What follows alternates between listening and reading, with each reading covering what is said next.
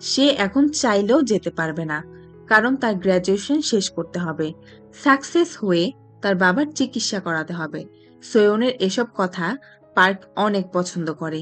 Park মনে মনে ভাবে, বাহ, আমি যে মেয়েকে পছন্দ করি সে শুধু রূপবতী না, বরং একজন বুদ্ধিমতীও।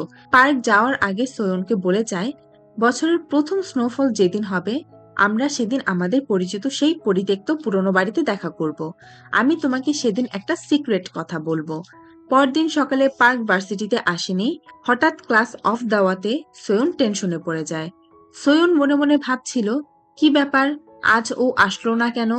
ওর কি শরীর ঠিক আছে? ক্লাস শেষে সোয়ন যখন বাসায় যাচ্ছিল, জিউক সেখানে এসে সোয়নকে বাইরে ঘুরতে যাওয়ার অফার করে।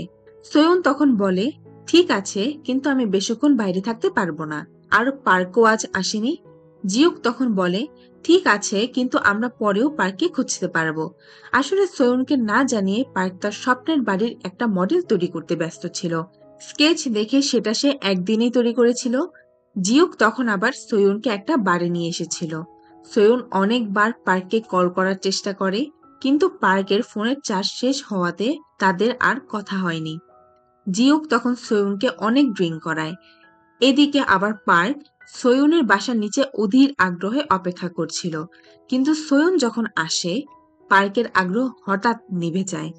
পার্ক দেখে সোয়ুন মাতাল হয়ে জিউকের সাথে আছে। জিউক নিজেও মাতাল অবস্থায় ছিল।